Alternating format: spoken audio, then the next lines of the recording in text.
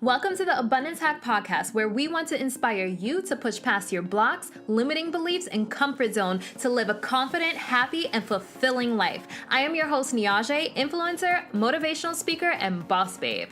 Every time you hit subscribe or leave a 5-star rating, I do my happy dance.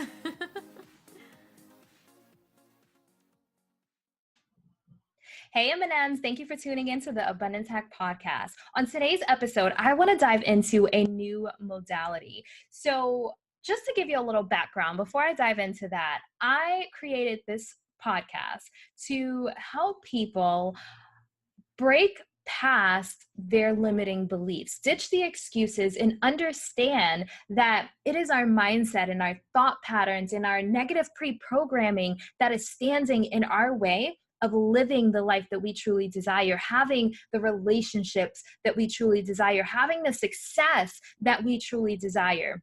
So when you start to peel those layers back and heal the traumas that you've experienced, that is when you step into your purpose. That is when you step into who you are meant to be. That is when you step into why you are here and the power that you have in this world. So what I like to do is to offer different techniques, different modalities, because just like working out, when someone is trying to lose weight, different things work for different people. Some people like cardio, some people like yoga, some people like HIIT training, some people like weightlifting.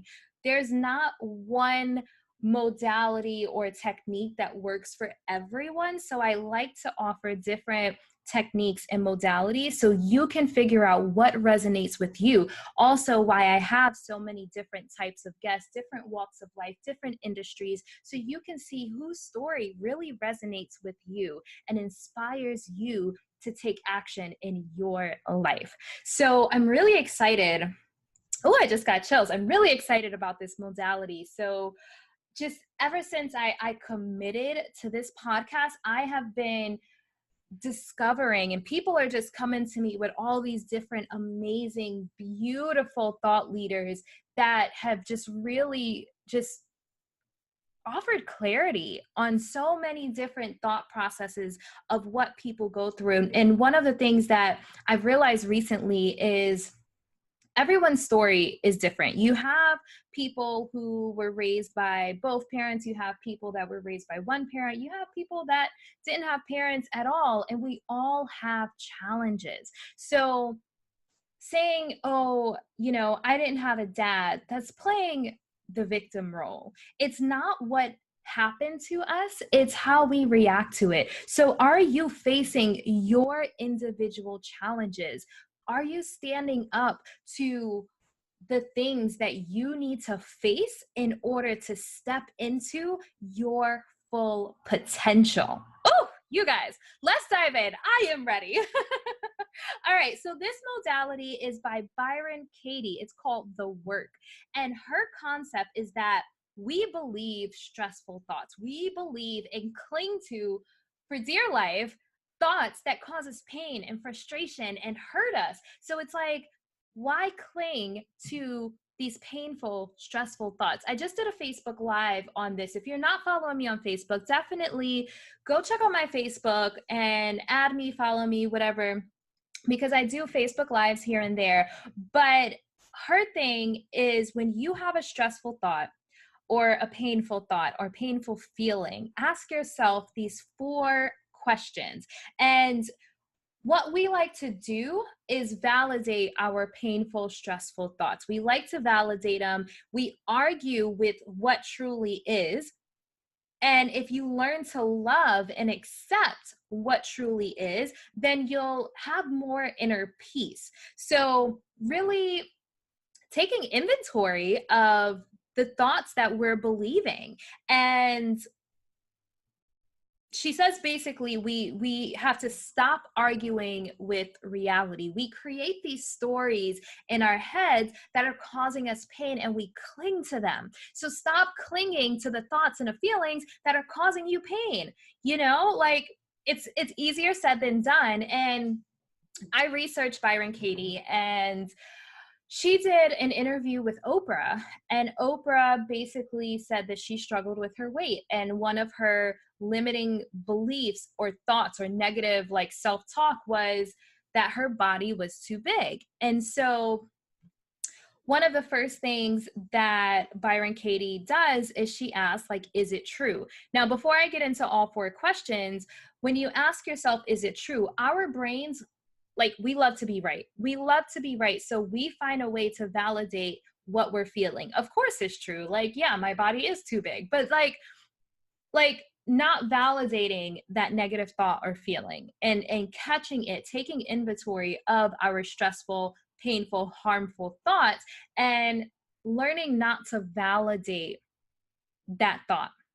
Now, what I want to do is just share my own personal situation with you, because I can tell you about the celebrities and, you know, the things they've gone through and how they overcame them. But I think that there's power in our own story. There's power in sharing your story with the world and being vulnerable. So I'm going to share with you my personal story and get a little vulnerable. So one of the things I've been doing, like the last few years, I've been doing a lot of personal growth and self-development and inner work. And one of the things that I realized is I had abandonment issues because, you know, I didn't have a dad growing up, and when my dad would come around, he would say, oh, I love you. I love you. I'm going to do this for you. We're going to have a great relationship. I'm going to reach out to you more. I love you. I love you. And then he'd disappear. And then he'd pop back up and be like, oh, I love you. I love you. I'm going to do this for you. And then he'd disappear. Then he'd pop back up and be like, oh, I love you. I love you. You're amazing. You're great. Like, I'm going to make sure I call you. And then he'd disappear. So what I realized is I associated love, someone telling me that they loved me, with disappearing. Now, this was a realization that I had, and I had to work on it, and I had to work on my abandonment issues and my issue with people telling me they loved me. And I worked through that. And then digging a little deeper, because, oh my goodness, guys, we suppress things so deep. Sometimes we have these deep-rooted issues because we stuffed them so far in the back of the closet and swept them so far under the rug that we don't even realize sometimes that these are still issues. And then when you really dissect your triggers and like, why does this bother me so bad? You have to peel those layers back, peel them back to really get to the root of the issue. And so again, you know, doing the inner work and really take an inventory of my thoughts and my feelings and things that bothered me, and like what's stopping me from being in this magical relationship, and you know, what's stopping me from having, you know, really deep connections in my life, what's stopping me from having the success that I desire and everything magical that I want. And, you know, obviously I have an amazing life, but these are questions that I've asked myself along the way. And so one of the things that I've realized is that I have an issue receiving love. And it stems back from my childhood. So my mom verbally, like, actually said, your dad doesn't want you. And so that was, I mean, heartbreaking. And I'm sharing this with you guys just to know that like we all have our own struggles, and regardless of what has happened to you, you do not have to be a victim to that. You do not have to succumb to your situation. You can rise above it and face it and turn it around and have everything that you desire. Don't let what happened to you determine what's going to happen to you. Don't let it stand in your way of having the life, the love, the success that you desire. So let me get back to the story. So she actually said to me, like, your dad doesn't want you. And, you know, because my mom had me at such a young age, I didn't feel like she wanted me. Okay. So I'm being really, really, really honest with you guys here. Now, obviously, you know, my mom, she probably will have a different story, but this is what I felt as a child. Okay. So I didn't feel like she wanted me. I felt like I was a burden. I felt like I prevented her from having the life that she wanted, because I think she had me at like 18. So at 18, you want to go out with your friends and you want to, go to college and have fun and like do all of those things. But having a child, you can't necessarily do all those things. So I felt like any opportunity she had to dump me off at my grandmother's house, she took it. And don't get me wrong, I loved my grandmothers. I loved my grandmothers. I was fortunate enough to have my grandmother and my great grandmother because they all had children at a really young age. So I loved going to my grandmother's house, but it still caused me pain because I felt like my mom was like dumping me off and going to like live her life. So I always felt like a burden. And so as I got older, I felt like my mom resented me because, when I started doing things in my life, like traveling and, starting businesses, I felt like my mom resented me. And just disclaimer, I love my mom. I'm not saying this to bash her at all. I love my mom. But what I'm doing is explaining, when we are children, we cling to these thoughts that cause us pain. And it is our responsibility to rewrite our story. It is our responsibility to face these painful thoughts that we had, because these are the things that we suppress that stop us from being in healthy relationships, that stops us from being successful. And sometimes people are not aware of their traumas or their pain. And then when they hit a certain threshold, like your upper limit, and you're not able to move past it, and upper limit, like we hit thresholds of like how healthy of a relationship will allow ourselves to be before we self-sabotage and pick a fight with our partner, or, how successful you'll allow yourself to be before you completely self-sabotage. Like these are the root causes of them. So digging deep to figure out the root cause of like, why are you not in the magical relationship of your dreams? Why are you not having a success that you desire? Like digging deep to figure out the root causes of our trauma and facing it so it is not holding us back anymore. So anyway, back to the story. So yeah, I had to deal with these things and just realize, because I never felt loved. And when I say felt loved, like obviously my mom loves me because I'm her child, but like I never felt that, like that I don't know how to even articulate it, like that kind of love where it's just like, oh my goodness, I love you. I want the best for you. I want you to be so happy. Like you are my everything. I wanted you. And, it just like, I never felt that. Like, I think that there's definitely a difference in relationships with moms and children who were wanted, like planned pregnancies versus non-planned pregnancies. Because I have a sister. My sister is 10 years younger than me. She was married. My mom was married to my sister's father. And I just think that that whole process was completely different. I think that their relationship is completely different. And my sister, a lot of the emotional stuff, like we're different. She has her stuff. I have my stuff.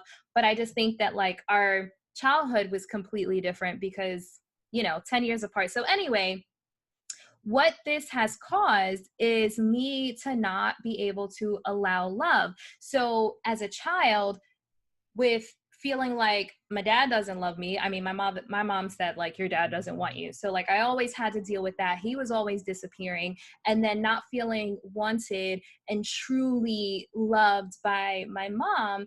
It taught me to operate without love, like, okay, like I still got to live my life. I still got to keep going. So, I don't need love, which, okay, we all need love, period. I'm saying that, but it caused this hard exterior where I just was able to just go and live my life without feeling that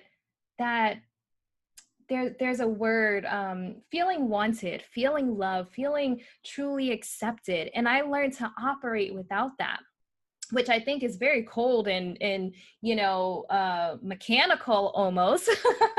And so over the years, I had to learn how to open up to it.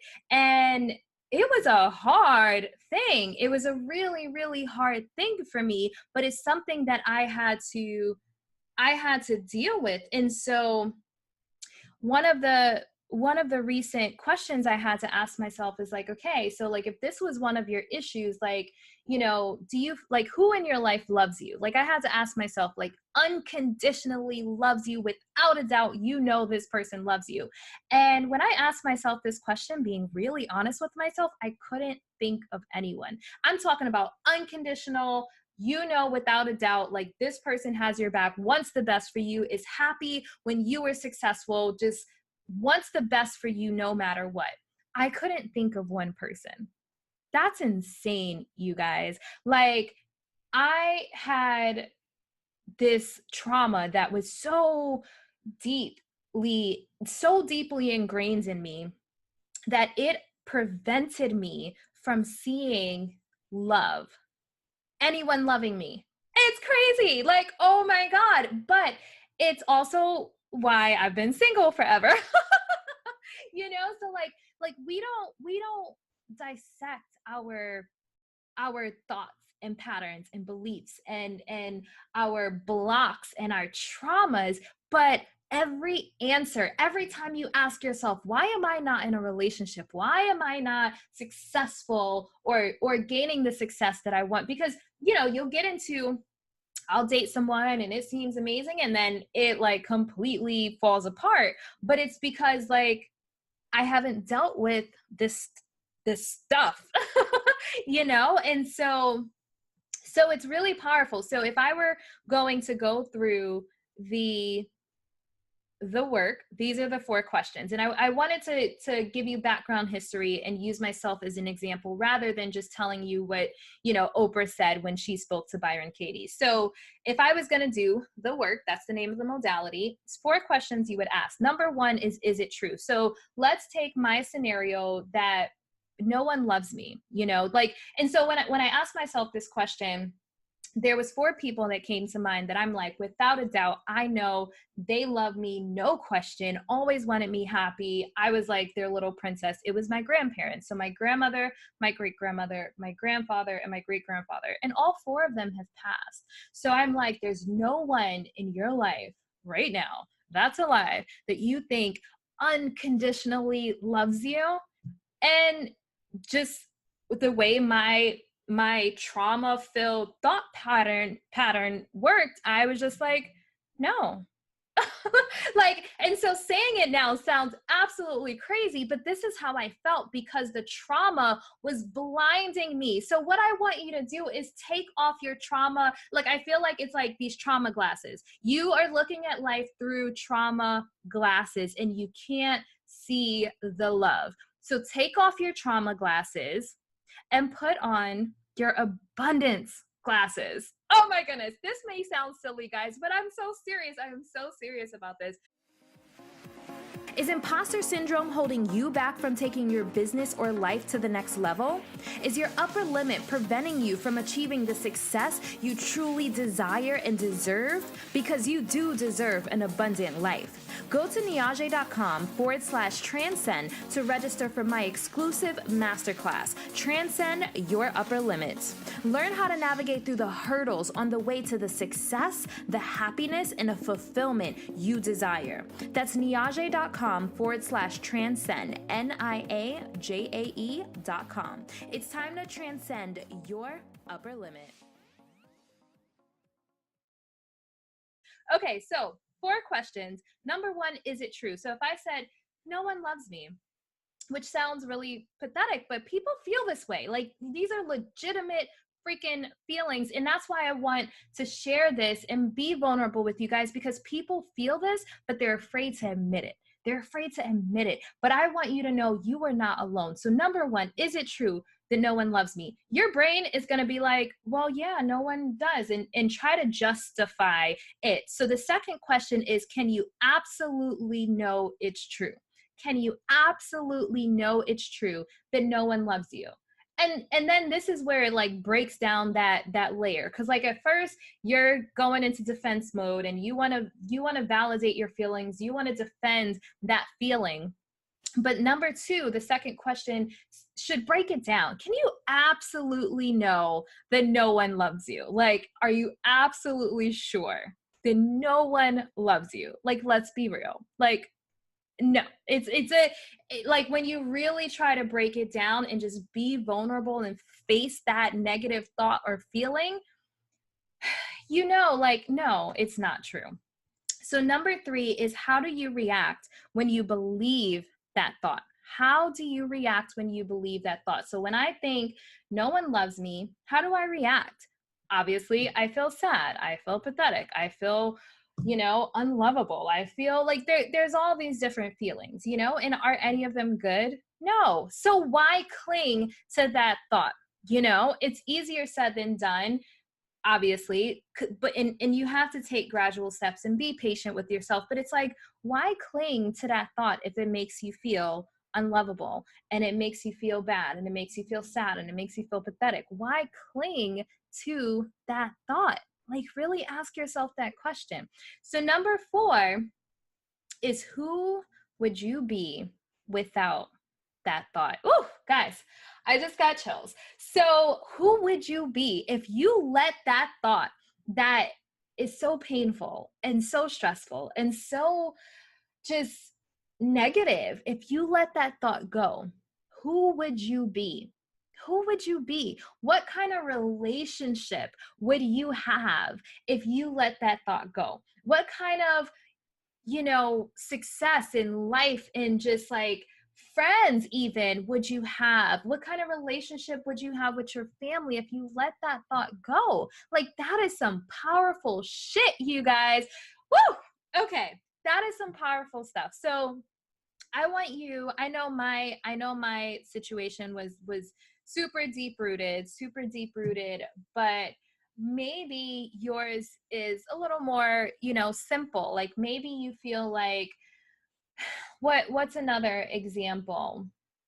I hear a lot of women, for example, say like, or like single women, like, oh, I'll never get married, or, there's no good men out here. Oh, that's a good one. There's no good men left. There's no good men left. Like, I can't find a guy that is like decent and successful and attractive. Like, these are some negative thoughts that I hear all the time. You can't have it all. Like, you got to pick. Like, either he's going to be good looking and probably not have any money, or if he has money, he's not going to be good looking. If he is good looking and has money, he's probably going to cheat on you. Like, this is how people think. It's crazy. But these are the stories that we're telling ourselves. And, you can think about, like, even when it comes to business, there's so many limiting thoughts. Like, you can't have a family and a successful business. Oh, I can't be in a relationship and have a thriving business. Like, the stories we tell ourselves to cope with our trauma is standing in the way of the life that we desire. Period. The more you tell yourself these negative stories, the more it's going to draw away from you, push away from you the love, the success, the happiness that you desire. So you have to take inventory of your negative thoughts and feelings. Stuff like guilt, stuff like shame, stuff like self-doubt. You gotta let it go, period. And it's not gonna happen overnight. You're not going to ask yourself these 4 questions today and tomorrow it just poof, it's fixed. I'm resolved. I have arrived. Like, it's not like that. You have to really do the work and start to be aware every single day of your thoughts. Take inventory of your thoughts and your feelings. And the next time you feel like, oh, no one loves me, like, you got to nip it in the bud. You have to nip it in the bud. So one of the things that I started doing is I started saying, like, okay, how am I feeling? Like, what triggered this feeling? Why do I feel this way? Why did this come up? Why do I feel this way? is this feeling serving me? Because like the reality is we cause so much of our own turmoil in our heads. It's all up here. We have freaking World War 27, 28, and 29 like going on in our heads. Like seriously, like throughout our lives. Like, you know, whatever. I don't know why I said those random numbers, but seriously, it's like this like massive amount of turmoil that we have created in our brains that doesn't have to be there. So the way she breaks it down is you have to commit to a yes or no or the work stops. So you have to answer the questions, because if you start to be like, well, I believe it's true, and you know, like no justifying it, yes or no. Do you believe it's true? Can you absolutely know it's true? How do you react when you believe that thought? And who would you be without that thought? That is such a powerful question. Who would you believe without that thought, without that limiting belief, without that negative pre-programming, without that block, without that self-doubt? Who would you be? Guys, this is some powerful shit here. So it's about building internal wisdom. Oh, I love the sound of that. Internal wisdom. And so taking inventory of your thoughts, like that's something that I have like adapted. I don't know when that came to me. It was like a download. It was a download, but taking inventory of like your thoughts and your feelings, like it's important. It's really important. And not allowing your thoughts and beliefs to contribute to your suffering. So if you know that this thought is not serving you, you know this thought is causing you pain and standing in the way of you having the life that you want, then why cling to it? Why cling to it for dear life if you know this thought is not serving you? So just to wrap it up, how to do the work. First thing you have to do is notice who or what upsets you, angers you, or saddens you. Ask yourself why. Recall a specific situation. So a lot of my childhood stuff, like the stories that I mentioned to you, I didn't remember them. To be completely honest, I didn't remember them until I did some digging. I did an EFT session, and it just took me back to like these times. And then I remembered them like, you know, I was there again, like my 13-year-old self, and I bawled my eyes out because it was these moments that I had suppressed so deep, but they were still there, and they were lingering, and they were resurfacing in different areas of my life. And until I faced them, and I had to send myself love. I had to send my 13-year-old self. And in that age where you had something painful or traumatic happen to you, that age is going to be different for everyone. So maybe you have to send your 7-year-old self love. Maybe you have to send your 22-year-old self love, like whatever you experience that's contributing to these thoughts that are causing you pain and suffering, you have to send yourself love then, and love yourself during that hard time in your life. I had to learn to love my 13-year-old self. Like I love my, 30 again. I don't go past 30. So my 30 again self, I love my 30 again self, but like, I had to learn to love my 13-year-old self. Guys, this is some powerful shit right here. So once you recall the specific situation, you want to write. You want to write down. Journaling is so powerful. So capture your stressful thoughts on a worksheet using simple, short sentences. And then ask yourself the questions. Isolate and question that one thought and allow authentic answers to arise. You have to be honest with yourself, be vulnerable with yourself, because we build these exteriors, we build these shells of like, I'm strong, I don't need anyone, I got this. And so we don't allow ourselves, like we start to believe that I don't need anyone, I don't need love, I'm good, I got this, I can handle this on my own. Guys, those are blocks. Those are blocks because you have not dealt with your stuff. So breaking that down, peeling the layers back, and really getting to the truth, your truth. Woo! All right. So after that, you want to turn it around. You want to find the opposite of that thought. Are they as true, or are they truer than the original thought? So like, like breaking down. So this is where positive affirmations basically come in. So instead of me feeling like, oh, nobody loves me, like that sounds so dramatic, like I'm such a brat. Like now that I'm actually saying it out loud, oh my goodness, like it's such a bratty thought to like I just have these like internal temper tantrums. But it happens, guys, it happens. And so when you go through your internal temper tantrum, know that you're not alone, and know that you can learn with the right techniques and modalities to control it. Oh, guys, this is some good stuff. So this is where the positive affirmations come into play. So I feel good. I just want to let you know, like, I feel good. And that's why I'm comfortable sharing this with you, because I've faced all of this stuff. So that's why I can share it. That's why I can like giggle about it, because I've cried and I've purged and I've like meditated and I've cleansed, I've saged, I've like done all of the things to release it. So that's why I'm here, vulnerable, sharing with you. And it's not a trigger for me anymore. And self-awareness is definitely important as you're going through this process. But if I were to create some affirmations, and the way Byron Katie says it is turn it around. So that's her verbiage. If I say, you know, create a positive affirmation to like to whatever that thought was. So if my negative thought was no one loves me, I would create a positive affirmation saying, I am worthy of love. I am loved. I give love. I receive love. I am deserving of love. And I would tell myself these things every single day and keep saying it every day until I believed it. So it's really, really powerful, really, really powerful that we start to reprogram our thought, our subconscious, to believe these positive statements, because the reality is I am loved, and I damn sure am worthy of love.